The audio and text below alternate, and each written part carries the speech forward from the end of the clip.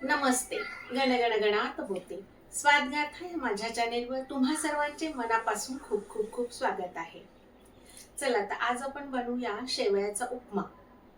तर पण त्याआधी तुम्ही काय करा, माझ्या चॅनेलला लवकरात लवकर सबस्क्राईब करा, लाईक करा, शेअर करा आणि बेल आयकॉनवर क्लिक करा, म्हणजे इथून पुढच्या सर्व रेसिपींचे नोटिफिकेशन्स तुम्हाला येत राहतील.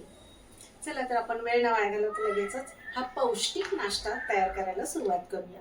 हा पौष्टिक नाश्ता म्हणू शकता तुम्ही किंवा वन डिश मील सुद्धा करू शकता. हे पहा, माझ्याकडे दोन प्रकारच्या शेवया आहेत. या आहेत रव्याच्या आणि या आहेत गव्हाच्या पिठाच्या. या मी दोन्ही ऑर्डर देऊनच बनवून घेतलेल्या आहेत. तर आज आपण जो उपमा बनवणार आहोत ते या शेवयाचा बनवणार आहोत.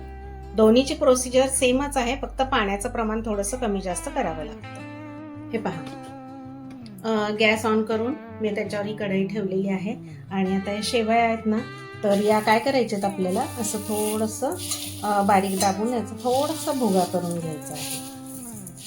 म्हणजे आपल्याला या भाजायच्या आहेत ना, तर असं सोपं जाईल भाजायला. हे पहा, अशा एकसारख्या करून घ्यायच्या आहेत. आता हे आपण प्रथम भाजून घेऊया. मंद आचेवर भाजून घ्यायच्या आहेत. हे पहा, थोड्याशा भाजून झाल्या की अगदी किंचितसं तेल टाकायचं आपल्याला, जास्त नाही. या माझ्या 200 ग्रॅम शेवया आहेत. व्यवस्थित भाजून घ्यायचं असं मंद आचेवर. हे पहा, रंग थोडासा चेंज झालेला आहे याचा, भाजून झालेले आहेत. आता मी गॅस बंद करते. चला, आता ह्या भाजलेल्या शेवया आहेत त्या आपण एका भांड्यामध्ये काढून घेऊया. आता परत गॅस चालू करायचा आहे आणि शेवया भाजेपर्यंत आपण हे करून ठेवायचं, कांदा, मिरची, कोथिंबीर सगळं चिरून बाकीची तयारी करून घ्यायची. हे पहा, तापलेल्या कढईमध्ये 1 चमचाभर तेल घ्यायचं आहे. त्याच्यामध्ये आपल्याला 1 चमचा मोहरी, 1 चमचा जिरे आणि आपल्याला वाटाणा टाकून वाफवून घ्यायचं. वाटाणा वाफलून झाला आहे. आता त्याच्यामध्ये कढीपत्ता टाकूया.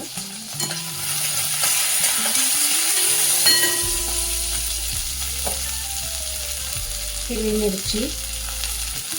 हिरवी मिरचीचं प्रमाण तुम्ही तुमच्या आवडीनुसार ठेवा. मी इथे 2च हिरव्या मिरच्या घेतल्या आहेत, बारीक चिरून घेतल्या आहेत तुकडे.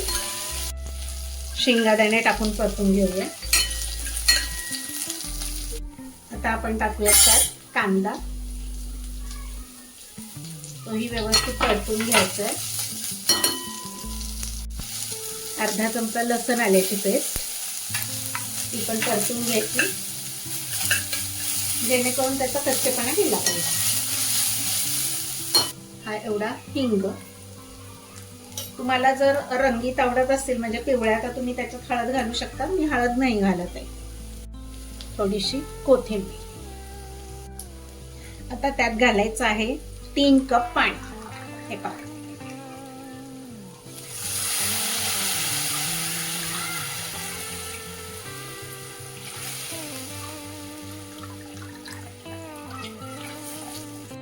स्वादानुसार मीठ.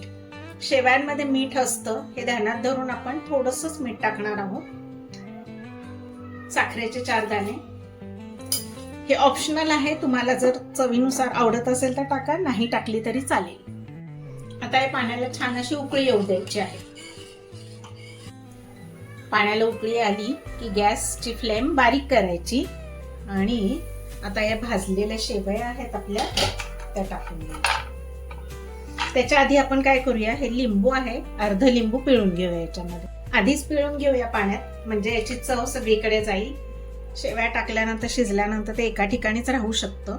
ते ढवळून घेतलं की आपल्या भाजलेल्या शेवया आहेत ना, त्या टाकून घ्यायच्या.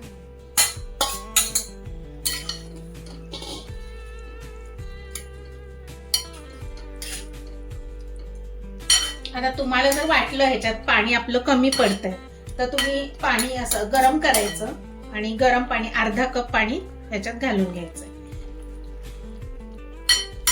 जास्त पाणी झालं तर शिजून असं गाळ होईल, अशा मोकळ्या मोकळ्या सुट्ट्या शेवया राहणार नाही. हे पाण्याचे प्रमाण एकदम परफेक्ट झालेलं आहे. अर्धा कप पाणी तुम्ही वाढवू शकता. मंद गॅसवर अशा 5 ते 7 मिनिटं हे झाकून ठेवायचे आहेत, म्हणजे चांगले शिजतील. हे पहा, मस्त शिजून झालेल्या आहेत आपल्या शेवया.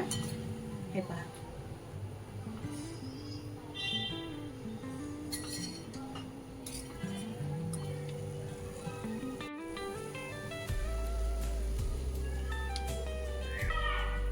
आता आपण याच्यामध्ये कोथिंबीर टाकून घेऊया आणि आता हे आपण सर्विंग बोल मध्ये काढून घेऊया.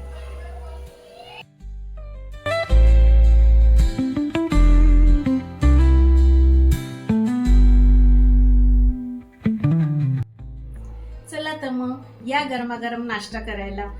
आवडली का माझी रेसिपी? तुम्हाला आवडली असेल तर तुम्ही पण जरूर करून पहा आणि मला कमेंट करायला विसरू नका.